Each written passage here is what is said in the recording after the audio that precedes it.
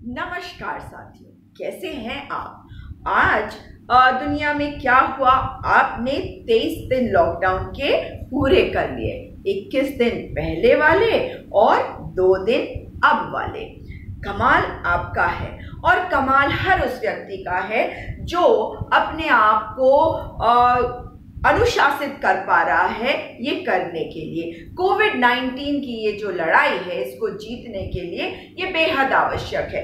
परंतु आप ऐसा ना समझें कि केवल आप ही ये कर रहे हैं या आप ही को दिक्कत हो रही है। दुनिया में बहुत सारे लोग हैं जिनको दिक्कत हो रही है और मैं अपने देश के माइग्रेंट लेबरर्स की बात नहीं कर रही हूँ। मैं आज आपको बताना चाहती हूँ उन लोगों के बारे में जो अमेरिका की सड़कों पर निकल गए। जी हाँ, मिशिगन जो है एक जगह है अमेरिका में, यूएसए में, और जानते हैं वहां पे लोगों ने प्रोटेस्ट शुरू कर दिया।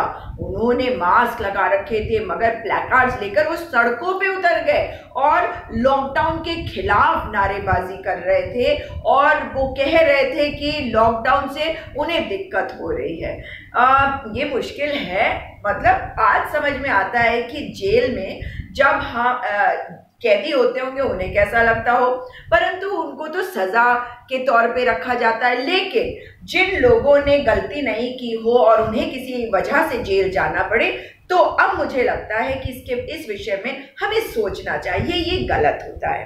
परंतु आपको बताऊं, मिशिगन में अब देखें कमाल, 28,000 कोविड पॉजिटिव केसेस ऑलरेडी आ चुके हैं और 1900 लोगों की मौतें हो चुकी है। फिर भी लोग कह रहे हैं कि हमें ये लॉकडाउन में क्यों बांध के रखा हुआ है। आज याद आती है और समझ में आती है कि जानवरों को जब हम लॉकडाउन करके रख देते हैं उनके पूरे जीवन के लिए, तो उन्हें कैसा लगता होगा।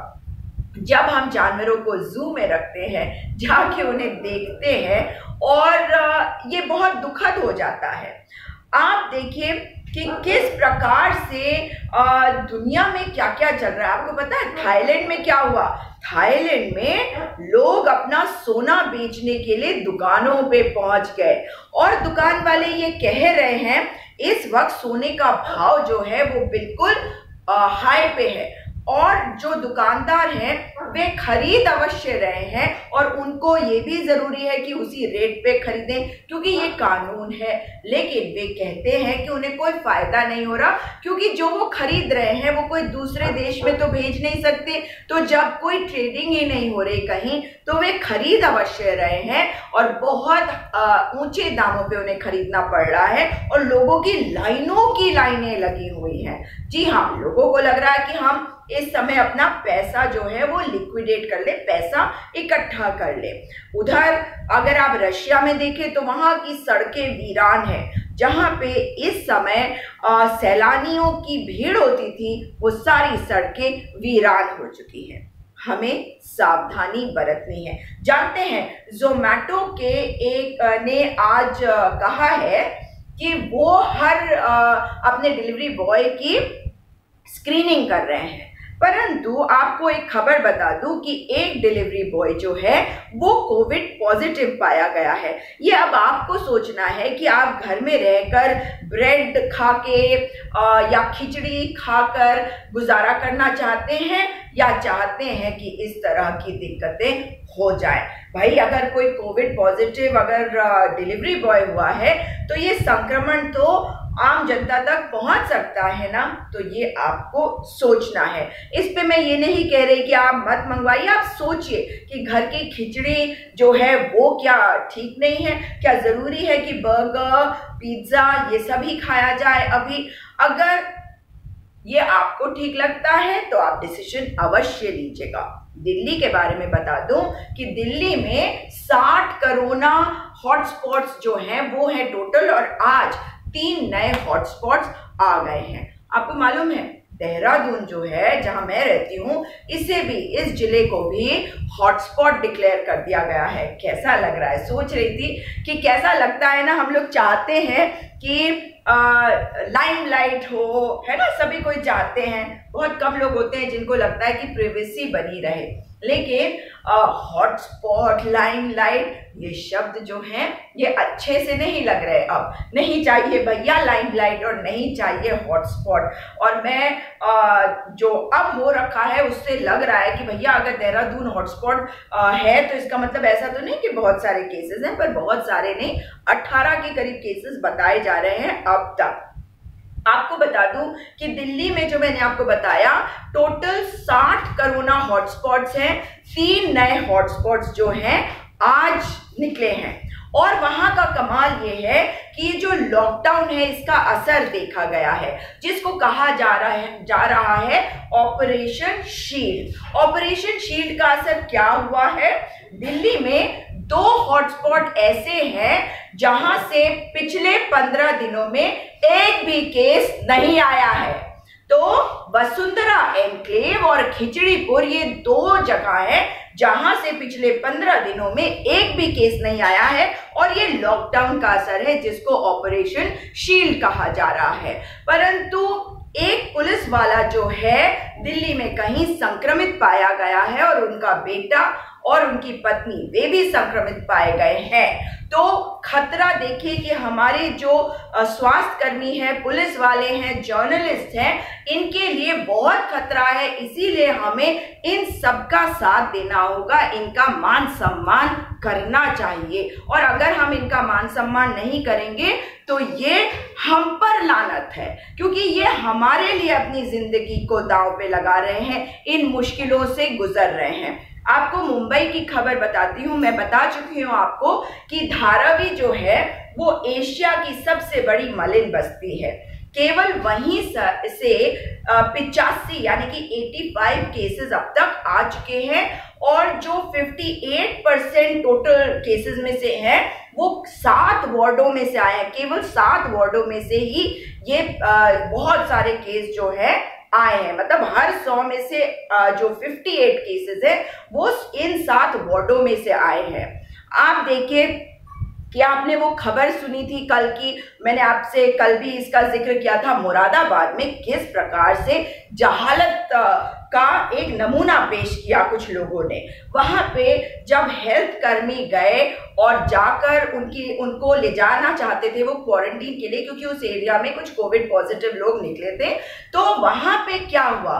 वहां पे महिलाओं ने भी, पुरुषों ने भी पत्थरबाजी करनी शुरू कर दी हमारे डॉक्टरों पे, पुलिस वालों के ऊपर। और पुलिस वाले और डॉक्टर गए थे उनको वहां से हटाने के लिए। आप जानते हैं उसमें जो डॉक्टर है वो बहुत बुरी तरह घायल हो गए, और अगर कुछ हो जाता तो कौन जिम्मेदार होता? इसलिए आज योगी आदित्यनाथ जी की जो सरकार है उन्होंने राष्ट्रीय सुरक्षा कानून के तहत 17 लोग, जिसमें 7 महिलाएं और बाकी 10 पुरुष हैं, उनको गिरफ्तार कर लिया है। उनको गिरफ्तार करा गया है। और योगी आदित्यनाथ की सरकार ने यह भी कहा है कि जो संपत्ति उनकी है उसको नीलाम करके जो भी वहां पे नुकसान हुआ है उसकी भरपाई करी जाएगी। तो आप मुझे बताइए कि क्या ये इन सब चीजों का कोई फायदा हुआ? ये तो आप अपना नुकसान कर रहे हैं। किस बात का डर है ये समझ में नहीं आ रहा। हाँ, ये अवश्य मानती हूं कि अगर मुख्यमंत्री उत्तर प्रदेश के एक बार आके टेलीविजन पे लोगों को संबोधित करे और ये कह दे कि किसी को डरने की आवश्यकता नहीं है, आप लोगों के इलाज के लिए भेजा जा रहा है हमारी टीमों को, और आप लोग बिना डर के आइए और अपना इलाज कराइए, तो शायद मुझे लगता है कि कुछ फर्क हो जाएगा। तो ये जो है, ये कल वाली खबर का आज जो असर हुआ है ये है। और मैं इसमें बिल्कुल गलत नहीं मानती कि उन्हें अरेस्ट किया गया है, और क्योंकि एक एग्जाम्पल जब आप देखते हैं तो फिर दूसरे और लोग भी ऐसे करते हैं। मैं तो ये समझना चाहती हूँ कि ऐसा क्या है कि आप लोग इस तरह से भाग रहे हैं, कौन सा डर आपको खाए जा रहा है, ये समझ में नहीं आ रहा। और आप लोगों को तो सामने आके इलाज कराना चाहिए। आपके अपने परिवार हैं, आपका समुदाय है, आपका शहर है, आपका गांव है, आपका देश है, और अगर आप ऐसा नहीं करेंगे तो आप सबको खतरे में डालेंगे। इसलिए ये अच्छी बात नहीं है। उधर औरंगाबाद के बारे में आपको बताऊं, औरंगाबाद और शायद मोतिहारी में ऐसे ही लोगों ने जब हमला किया बिहार में पुलिस वालों के ऊपर और स्वास्थ्य कर्मियों के ऊपर, तो वहां के जो डीजीपी साहब हैं, गोपेश्वर पांडे शायद उनका नाम है, बहुत कड़क मिजाज व्यक्ति हैं। उनका आप देखते रहते होंगे, फेसबुक लाइव पे आते रहते हैं। उन्होंने कहा है, बहुत गुस्से में उन्होंने कहा है कि अगर ऐसा करेंगे तो जेल में ले जाके सड़ाएंगे। भाई नाराजगी है, मैं उनकी नाराजगी समझती भी हूँ। इसलिए आप लोगों से निवेदन कर रही हूँ कि सरकार के दिए निर्देशों का पालन करें, अपने हित के लिए, अपनी सेफ्टी के लिए, अपनी सुरक्षा के लिए और अपने परिवार और अपने प्रियजनों की सुरक्षा के लिए। ये बहुत आवश्यक है। आपको पता है कि किस प्रकार से मीडिया के सुर जो हैं वो कुछ बदले बदले से नजर आ रहे थे पिछले कुछ दिनों से। कब से? जब से आपको याद होगा बांद्रा में किस प्रकार से रेलवे स्टेशन पर भीड़ इकट्ठा हो गई थी माइग्रेंट लेबरर्स की, जो मजदूर या दिहाड़ी मजदूर या दूसरे राज्यों से आके काम करने वाले जो लोग थे वो लोग इकट्ठे हो गए थे, क्योंकि एबीपी माझा ने एक न्यूज प्रकाशित कर दी थी जिसमें ये कहा गया था कि कुछ कुछ जगहों से, कुछ स्टेशनों से कुछ ट्रेनें चलेंगी मुंबई से या महाराष्ट्र से, जो इन लोगों को इनके घर को ले जाएगी। और उसके बाद इनके खिलाफ एक केस हुआ, क्योंकि इतने सारे लोग इकट्ठे हो गए। आप जानते हैं कि कितने बुरे हाल हुए। 1000 लोगों के विरुद्ध भी केस किया गया और इसको एक कम्युनल रंग देने की कोशिश करी गई, ये कहकर कि मस्जिदों से कहा गया। नहीं, मस्जिदों में भी पुलिस जो है वो गई, वहां से उन्होंने अनाउंस किया। फिर जब सिचुएशन पुलिस के हाथ से निकल गई तो उन्हें लाठीचार्ज करना पड़ा। मगर इस मामले के बाद उद्धव ठाकरे जी की सरकार ने जो है बहुत स्ट्रिक्ट एक्शन लिया और केस दायर भी करा। और ये जो इनके रिपोर्टर हैं, इनका नाम है राहुल कुलकर्णी एबीपी के, इनको हिरासत में ले लिया गया क्योंकि उन्होंने ये ट्रेन वाली झूठी खबर चलाई थी। परंतु आज उन्हें बेल भी मिल गई है और आज कहा जा रहा है कि एनबीए जो है, न्यूज ब्रॉडकास्टर एसोसिएशन, उन्होंने एक पत्र लिखा है मुख्यमंत्री उद्धव ठाकरे को कि जो केस इनके ऊपर किया गया है वो वापस ले लिया जाए, क्योंकि ये अभिव्यक्ति की आजादी के विरुद्ध है। ऐसा तो आप भी जानते हैं, हम में से कोई नहीं मानता। जिस तरह से जहर उगलती है मीडिया, जिस तरह से कोविड-19 को भी कम्युनलाइज करने में इनका रोल रहा है, तो ये गलत है। जो गलत है वो गलत है, वो किसी भी समुदाय का हो, गलत है तो गलत है। भाई जिसने पत्थर मारे वो किसी भी समुदाय का हो, वो गलत है ना। हम सब इस बात को बिल्कुल कंडेम करेंगे कि भाई इस तरह का काम आप क्यों कर रहे हैं। जो भी गलत होगा उसको कंडेम किया जाएगा। लेकिन जिस प्रकार से न्यूज कास्टर्स ये पूरी खबरों को सुनाते हैं, ये बड़े दुख की बात है। आपको बताऊं, उधर इंदौर की खबर एक आई है, बड़ी ही हैरान करने वाली खबर है कि 8 लोग, जिनमें से 5 लोग संक्रमित हैं इंदौर में, उनको क्वारंटीन किया हुआ था और वो जो है 5 उसमें से संक्रमित निकले हैं, वे सब भाग गए। और जब वे भागे तो 3 को पकड़ा गया और 5 अभी तक फरार है। भाई भागकर क्या इन्हें इलाज मिल रहा है, ये यही जानते हैं। जम्मू कश्मीर की जो पुलिस है, वहां पे भी कुछ पुलिस वाले संक्रमित पाए गए हैं, तो बहुत सारे पुलिस वालों को क्वारंटीन कर दिया गया है। एक जगह पे एक पुलिस वाले का बेटा जो है वो संक्रमित पाया गया है जम्मू कश्मीर में, तो वहां पे भी जो पुलिस वाले हैं उनको क्वारंटीन कर दिया गया है। अच्छी खबर बता रही हूं कि 6.5 लाख टेस्टिंग किट्स वगैरह जो हैं वो चाइना से भारत पहुंच गए हैं। जी हाँ, चाइना से। अब ये तो सोचने की बात है कि भारत जो है इतना बड़ा देश है और इस मौके पर जब पूरी दुनिया चाइना से नाराज है, किस प्रकार से हमें भी एक दूसरे लाइन पे सोचना चाहिए। चाइना अभी अपना बिजनेस कर रहा है, बहुत बढ़िया, इस पे बहुत बातें आप लोग भी करते रहते हैं। तो आवश्यकता है कि हम इस स्थिति का फायदा भी उठाएं ताकि हमारे देश में काम भी बढ़े, रोजगार बढ़े और पूरी दुनिया में हम किट्स बना के बेच सके, हम अपना जो ट्रेड है उसे बढ़ा सके। पर देखते हैं, सरकार अवश्य इसके बारे में कुछ सोच रही होगी। देखते हैं कि आगे क्या होता है। आज एक वीडियो देखा मैंने जिसमें सलमान खान को देखा कि वो बड़े नाराज लग रहे थे और वो ये कह रहे थे कि भाई सुधर जाओ और ये पत्थर क्यों मार रहे हो तुम। जो लोग तुम्हारी सुरक्षा के लिए आ रहे हैं, तुम्हारी देखभाल करने के लिए आ रहे हैं, तुम उन्हें पत्थर मार रहे हो। कोई सेंस नहीं है, यही बात तो है, कोई सेंस ही नहीं है, समझ ही में नहीं आ रहा कि पत्थर मारने का मतलब क्या है। तो उन्होंने ये भी कहा कि अगर आप नहीं सुधरेंगे तो फौज को बुलाना पड़ सकता है। और मैं भी इस बात को मानती हूँ कि हमारे को कुछ सोचने की आवश्यकता है कि हम कर क्या रहे हैं। उधर आपको एक और खबर बताती हूँ कि उत्तर प्रदेश में योगी सरकार ने कहा है कि 11 ऐसे उद्योगों की सूची दी गई है जो नियम के साथ ऑपरेशन में आ जाएंगे, दोबारा काम शुरू हो जाएगा वहां पे, मगर ये भी कहा गया है नियमों के साथ। और दूसरी बात जो कही गई है कि केवल 50% लोग जो है, स्टाफ जो है वो काम पे आ सकेगा, और मतलब 50% जो स्टाफ है उनको छूट मिलेगी और उससे ज्यादा लोग नहीं आ सकेंगे। ये इसमें चीनी मिल और स्टील प्लांट ये सब इंक्लूडेड है। और आगरा में पूल टेस्टिंग हुई है, जो बड़ी इंटरेस्टिंग बात है कि बहुत सारे लोगों की किस प्रकार से उन्होंने टेस्टिंग करी है। पंजाब में 2 मंत्रियों ने लॉकडाउन के नियमों का पालन नहीं किया। उन्हें जाना था मंडी, तो वो तो जो मुख्यमंत्री के आदेश है उन्हीं के अनुसार जाना था, वहां पहुंचे, मगर ये दोनों मंत्रियों ने लॉकडाउन के जो नियम होते हैं सोशल डिस्टेंसिंग बनाने के लिए या फिजिकल डिस्टेंसिंग बनाने वाले नियम, इनका अनुपालन नहीं किया। और बहुत दुख होता है मुझे देखकर जब हमारे नेता ही रूल्स का पालन नहीं करते। जब वो पालन नहीं करेंगे तो आप मुझे बताइए कि आम जनता कहाँ करने वाली है। इसके अलावा आपको बता दूं कि पंचकुला में एक ही परिवार के 9 लोग संक्रमित पाए गए हैं, जो बहुत ही खतरनाक बात है। और गुरुग्राम में जो है एक अच्छी खबर है कि हरियाणा सरकार जो है, या जो भी सरकार कर रही है, मैं इसके बारे में तो नहीं बता पाऊंगी, मगर मैंने एक न्यूज रिपोर्ट देखी जिसमें गुरुग्राम में दिखा रहे थे कि किस प्रकार से आप गाड़ी में बैठकर ही अपनी टेस्टिंग करा सकते हैं।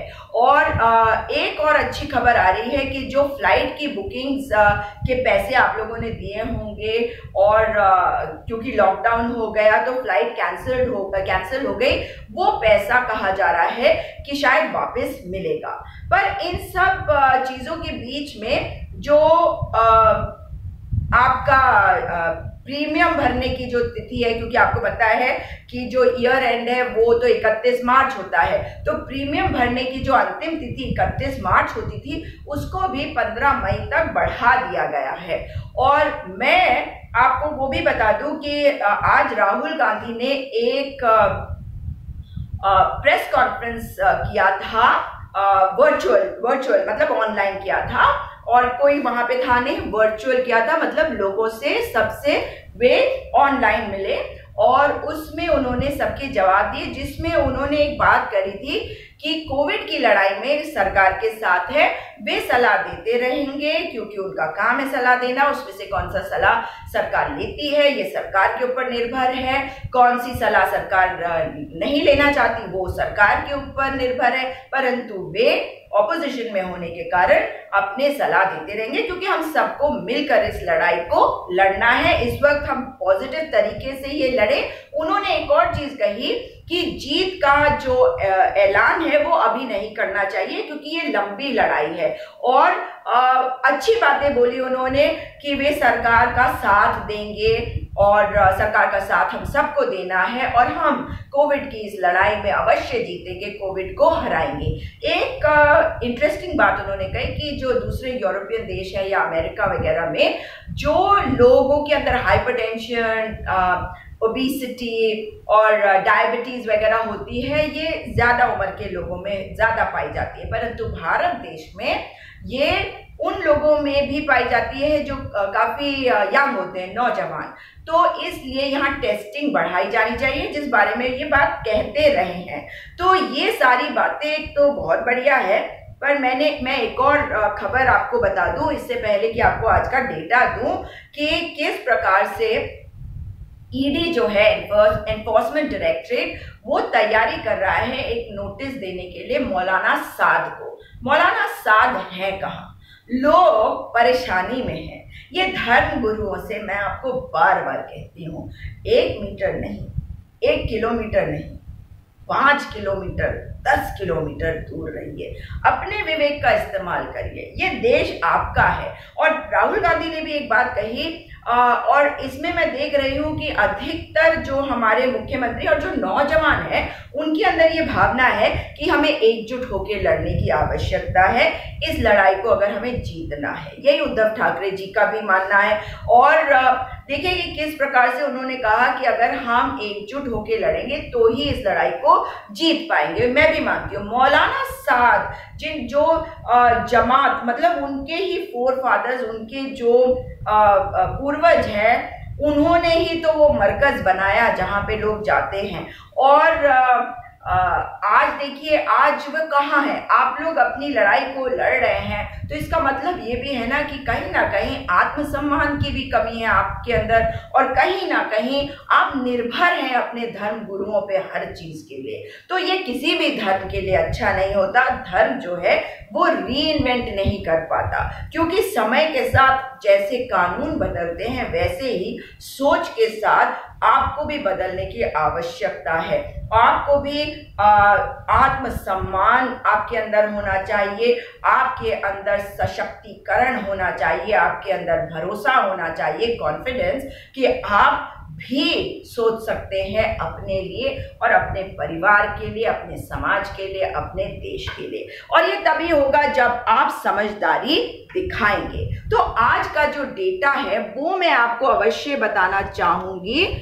ये डेटा आपको मालूम ही है कि जो डेटा है वो कहाँ जा रहा है। 21 लाख, जी हाँ 21 लाख जो है केसेस हो चुके हैं अब तक। 21,16,304 केस और 1,41,845 लोगों की मृत्यु का रिकॉर्ड आ चुका है। मगर अच्छी खबर यह है कि 5,35,174 लोग ठीक भी हुए हैं। और एक और खबर आपको बता दूं कि जो आंकड़ा मैं आपको बताती हूँ कि हर 100 में से जो लोग ठीक हो गए या जिनकी मृत्यु हो गई, तो हर 100 में से जो है 21 लोगों की मृत्यु और 79 लोग ठीक हो चुके हैं। मतलब जो जिनकी मृत्यु हो गई और जो ठीक हो चुके हैं, ये उनमें से बता रही हूँ। और जो लोग अभी संक्रमित है, जिनका इलाज चल रहा है, तो आपको बता दूं कि उनमें से हर 100 में से 96 लोग जो हैं उनके अंदर संक्रमण जो है बहुत हल्का है। इन्हीं को एसिम्प्टोमेटिक भी कहते हैं, जब दिखता ही नहीं है। हल्का है में वो भी हैं जो सिम्प्टोमेटिक है, जिनके दिख रहे हैं सिम्टम्स मगर हल्के सिम्टम्स हैं। और हर 100 में से 4 लोग जो हैं वो सीरियस है। तो इस वक्त 51,113 लोग जो हैं पूरी दुनिया में कहा जा रहा है कि सीरियस कंडीशन में है। और 13,88,172 जो है वो उनमें जो संक्रमण है वो माइल्ड है। इसीलिए आप लोगों को कहा जाता है कि अगर आप लोग घर में रहेंगे तो ये सबके लिए ठीक रहेगा। जानते हैं यूएसए में आज 744 लोगों की मृत्यु हो गई और टोटल लोग जिनमें ये संक्रमण अब तक पाया गया है वो है 6,51,310। जी हाँ, उसके अलावा स्पेन उसके बाद है 318 केसेस।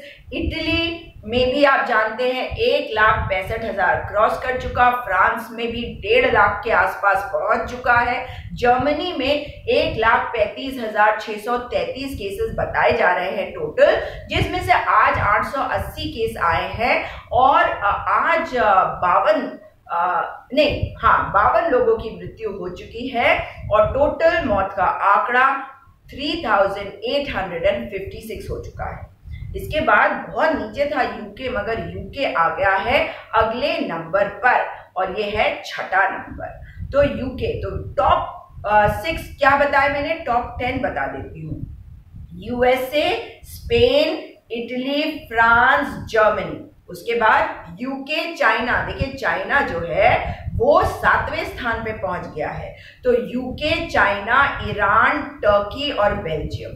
और यूरोप के और भी बहुत देश है। तो यूके का बताना चाहती हूँ कि आज वहां पे 861 यानी कि 861 लोगों की मृत्यु हो चुकी है और टोटल लोग जिनकी मृत्यु हो चुकी है वो है 13,729। और अमेरिका का कितना 33,332 लोगों की मृत्यु हो चुकी है। इसके अलावा स्पेन में 19,130 लोगों की मृत्यु हो चुकी है। इटली में 21,645 लोगों की मृत्यु हो चुकी है। फ्रांस में 17,167 लोगों की मृत्यु हो चुकी है। जर्मनी में आपको बता चुकी हूँ 3,856। यूके में 13,729, छोटा नंबर नहीं है। उसके बाद चाइना ने स्थिति को संभाल के रखा हुआ है और वहां पे 3,342 लोगों की मृत्यु हो चुकी है। 82,341 लोग अब तक संक्रमित पाए गए हैं। आज भी बताया जा रहा है कि 46 लोग संक्रमित पाए गए हैं। ईरान में देखिए 92 लोगों की मृत्यु हुई है। फिर बेल्जियम में 417 लोगों की मृत्यु हुई है। नीदरलैंड्स में 181 लोगों की मृत्यु हुई है। इसके अलावा ब्राजील में 7, कनाडा में 38, रशिया में 34, स्विट्जरलैंड में 30, पोर्चुगल में 30 लोगों की मृत्यु हो चुकी है।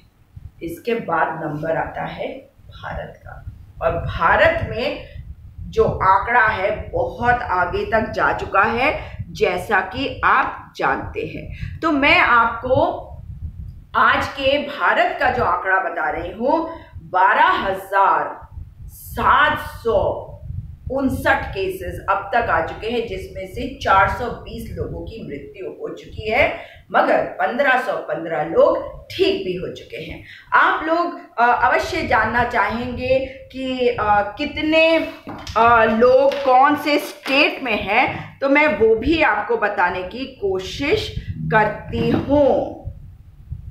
जी हाँ, तो आपको बता दूं कि लद्दाख में 17 केस, 10 लोग ठीक हो चुके हैं। और जैसा कि आपको बताया मैंने, जम्मू कश्मीर में और केसेस आ गए और अब टोटल हो गए हैं 304 लोगों की मृत्यु हो चुकी है। 36 लोग ठीक हो चुके हैं।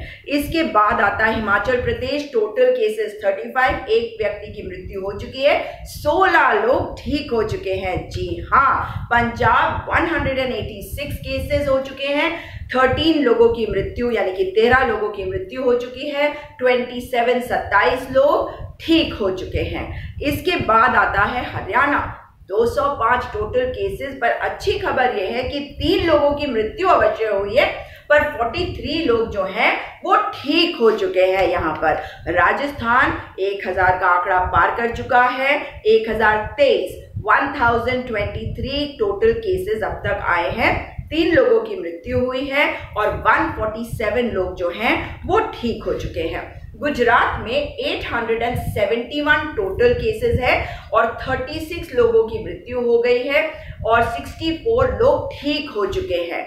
और इसके बाद आता है महाराष्ट्र, 2919 टोटल केसेस। जी हाँ, 3000 की तरफ पहुंच रहा है आंकड़ा, मगर वहां टेस्टिंग बहुत ज्यादा हो रही है। और 187 लोगों की मृत्यु हो चुकी है और 295 लोग जो है वो ठीक भी हो चुके हैं। और गोवा में जो सिचुएशन कल थी, 7 लोग संक्रमित पाए गए थे और 5 लोग जो है वो ठीक हो चुके हैं। इसके अलावा कर्नाटका में जो है 315 केसेस अब तक आए हैं और 13 लोगों की मृत्यु हो गई है, मगर 82 लोग जो है 82 ठीक हो चुके हैं। और मेरा फेवरेट आप जानते हैं, मैं महिलाओं के बारे में अवश्य बोलूंगी।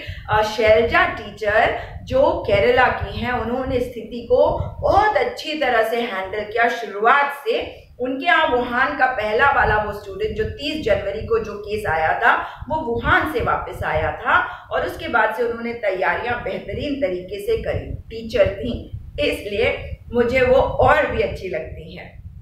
ऐसे ही हमारे गुरुजन होने चाहिए। और रिटायरमेंट के बाद इन्होंने पॉलिटिक्स ज्वाइन करी थी। तो केरला में 383 टोटल केसेस है, 3 यानी कि 3 लोगों की मृत्यु हो चुकी है, पर 218 लोग ठीक हो चुके हैं। जानते हैं ये पॉसिबल नहीं होता अगर आप लोग भी सरकार का सहयोग नहीं करते, घर में ना रहते और जहां पे हैं वहां पे ना रुकते। और तमिलनाडु का आपको बता दूं, वहां पे भी 1000 से ज्यादा केस हो गए हैं, 1242 केसेस हो चुके हैं, 14 लोगों की मृत्यु हो चुकी है और 118 लोग जो है वो ठीक हो चुके हैं। तो ये भी एक अच्छी खबर है।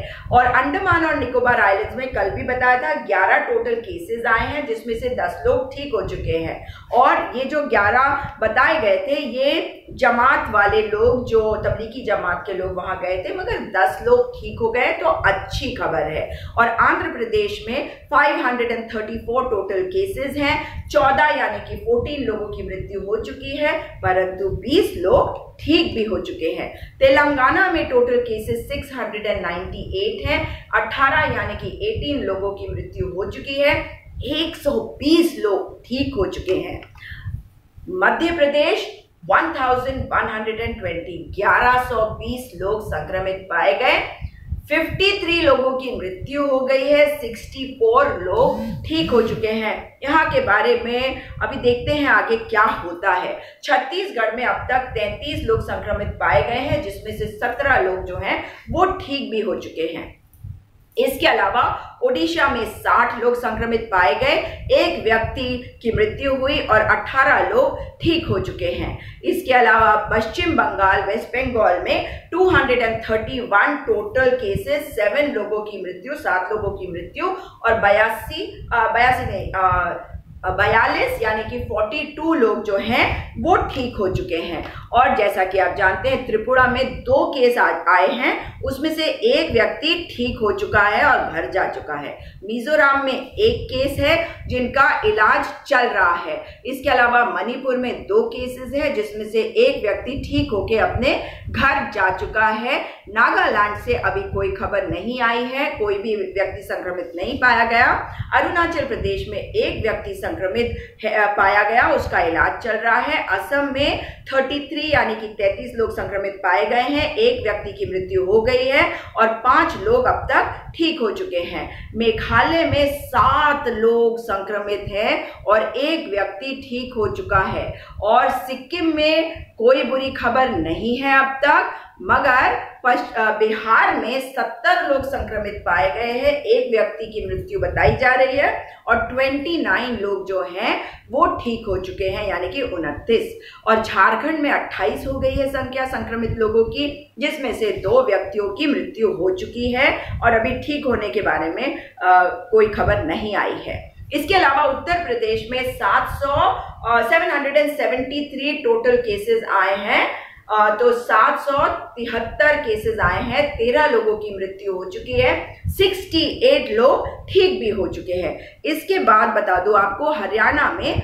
200, हरियाणा नहीं, आपको हरियाणा तो बता चुकी हूँ, दिल्ली में 1578 टोटल केसेस अब तक आ चुके हैं, 32 यानी कि 32 लोगों की मृत्यु हो चुकी है और 42 लोग जो हैं ठीक होके घर जा चुके हैं। मेरे उत्तराखंड में मैंने आपको बताया था कि परसों 2 और केसेस आ गए, तो 37 हो गए टोटल केसेस और 9 लोग जो है वो ठीक हो चुके हैं। मगर देहरादून जो है वो हॉटस्पॉट घोषित कर दिया गया है। मंदिरों के कपाट खुलने हैं और पहाड़ों में केसेस नहीं आए हैं, इसलिए उम्मीद ये की जा रही है कि मंदिरों के कपाट खुल जाए ताकि वहां पे धीरे धीरे लोगों की जो लाइफ है वो वापस पटरी पे आना शुरू हो जाए। बस खाली मैं मुझे ये एक डाउट है कि टूरिस्ट तो आ नहीं सकेंगे, लेकिन जो बाकी चीजें हैं उसके बारे में अगर नॉर्मलाइज करने की बात है तो बॉर्डर्स को अच्छी तरह से सील कर दिए जाए, देहरादून से वहां कोई ना जाए। अगर ये पॉसिबल है तभी वहां से लॉकडाउन हटना चाहिए ताकि वहां पे चीजें ठीक रहें। तो जैसा कि आपको मैंने बताया, अब तक के जो टोटल केसेस आए हैं वो हैं भारत के, मैं टोटल केसेस अब तक बता रही हूँ, आज 921 नए केसेस आए हैं। टोटल फिर से बता रही हूँ 13,292, ये लेटेस्ट है। और एक्टिव केसेस जो अभी एक्टिव हैं वो है 11,126, ये लेटेस्ट बता रही हूँ आपको। और 1,734 जो लोग हैं वो ठीक हो गए हैं, जिसमें से आज 226 जो हैं वो ठीक होते हुए बताए जा रहे हैं। 432 लोगों की मृत्यु, जिसमें से 10 लोगों की मृत्यु आज बताई जा रही है। और ये लेटेस्ट एक बार फिर बता रही हूँ आपको, महाराष्ट्र में 3,202 केसेस, 200 जो है 86 केसेस आज आए हैं, 286 केसेस। और 187 लोगों की मृत्यु हो चुकी है, 295 लोग ठीक हो गए हैं। दिल्ली का मैं आपको जो बताया मैंने वही है आंकड़ा, 1578 टोटल केसेस। अभी एक्टिव केसेस 1505, 41 लोग जो है ठीक हो गए हैं और 32 लोगों को बचाया नहीं जा सका है। आपको मैं बताना चाहती हूं